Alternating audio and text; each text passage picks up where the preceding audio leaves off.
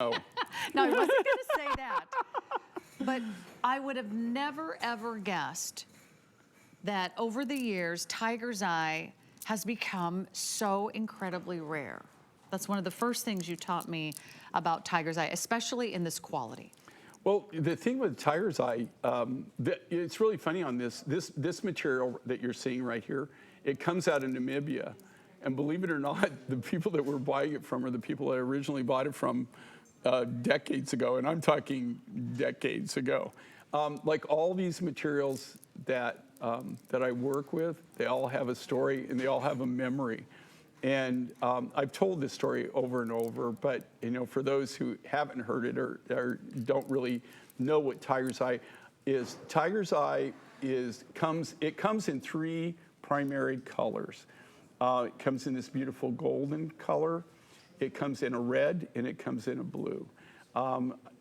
The majority of the material that I get is predominantly this gold color, and this is like super, super high grade.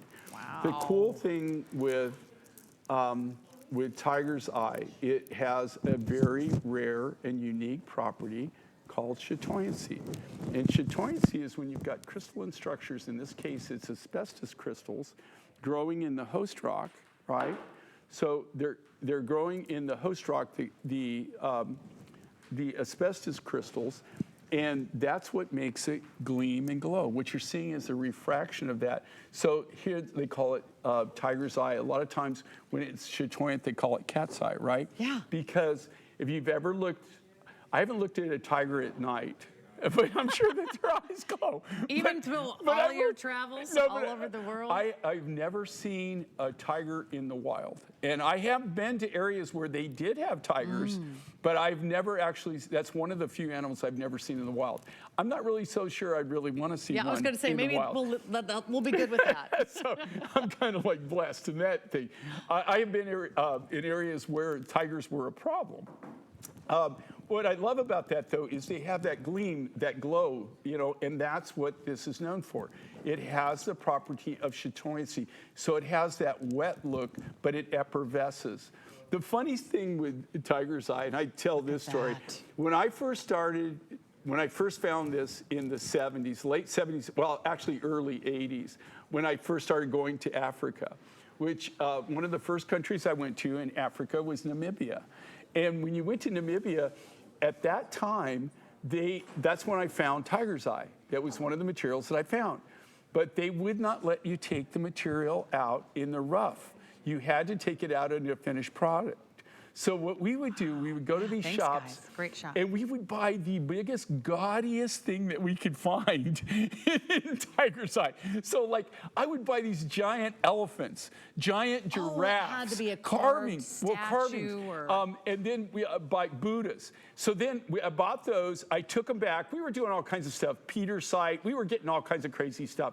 But you could buy the rough material. But the tiger's eye I wanted, but I couldn't buy the rough.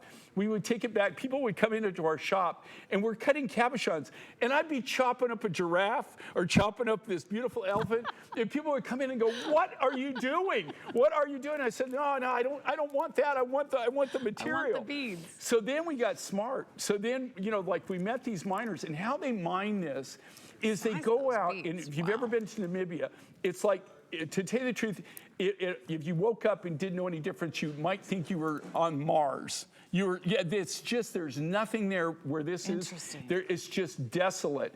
And do you know what flagstone is? Do you know flagstone, where they chip off flagstone and they set flagstone? Yes. Okay, that's how tiger's eye is mined. They go up on these bluffs, and they find the tiger's eye in it. They take a pry bar, a hand pry bar, and they pry, and it comes up like if you were peeling an onion. It comes up in flakes, like big plates of it. Yeah. And then you have to take it from there and cut it and grade it to see if you're going to keep it. You know, whether it has enough chatoyancy. And right there, she's demonstrating chatoyancy. That's what that is. So it's having that gleam, that glow. But we would do is we would actually have, then we had them start cutting bookends, like massive bookends. Sure. And ashtrays where it was this massive piece, and we would just polish the top a little bit, like with a little indentation, Okay. because all we wanted was the rough You material. just needed to bring it home. Yeah. Now, though, you could actually buy the rough, but as you were alluding to, and you saw that in Tucson, there's not a lot of the material. You don't just go around. Used to be you could go to Tucson and there would literally be 5 or 6 miners there that had the material. Now it's very, very limited, and you just don't see it all the time. We go directly to Namibia and we get it direct. This is going very quickly. There may not be another opportunity to get this size of these beads, which are like jawbreakers. Remember jawbreakers when you were a kid? Absolutely. They were nice and big, 20-millimeter rounds. Yeah, and country people, we knew about jawbreakers. You used to have, remember you used to be able to get them for like 5 cents, and you get the jawbreaker, and we had it at the gas station. Hours. Yeah, and you put in there, and that's why they call them a jawbreaker, because they break your jaw if you try to bite it. That's what the size of these remind me of. And then you've got these really cool ovals. You're seeing it right there. And I was showing you these sort of oblong beads. These are like 14 by 40 millimeters. And every single stone has that beautiful chatoyancy. You see the glow, you see the light, you see them sort of winking at you. They have this sort of wonderful, mysterious, and fabulous quality. Every single bead you could sit and stare at. Okay, like the rounds and stuff, and what you're doing there is just amazing, Sarah. And here again, I would pick guys, this up in a heartbeat. This is horrible lighting. This is stage lighting. You get this home and you get it in a natural light. You're going to even see it's even going to pop more than that. You can see it on Julie. This is why I love it. Now, she's just wearing it long, but you do have it where you could put it like as a choker, and then also wear it down, bring it down, and so you have a choker, and then bring it down and have the side pieces in the necklace also. I love the length. In fact, we're going to see if I could show you that you can double it up.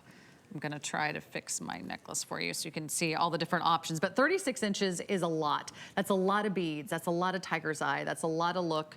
And today we'll get that out to you for under $100. Now, I know the earrings are equally popular, but I will just kind of put this in perspective. The earrings are about half the price of the necklace. Okay, the earrings are a great buy, less than $50. Look at the size of those. Look how pretty those are. Look at the most beautiful specimens that they've hand selected just for the earrings. But you get a lot more of that in the necklace, and it's not more than twice the price. So just to put this in perspective, I love it doubled up, because when you have 36 inches, you got lots of options. We will keep you updated, but that is by far, I think, one of the biggest tiger's eye you've ever done. This is probably one of the larger tiger's eyes as far as that we've ever done. All right, let us know what you're loving. We are giving you a big sort of finale finish. We want to show you a lot of great items before they sell out. And I'd love to get right to those necklaces that I see out here. You want to show this one? Okay, we got one more.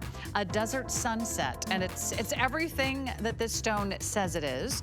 We have a new low price on the desert sunset necklace. We also have a new low price on the matching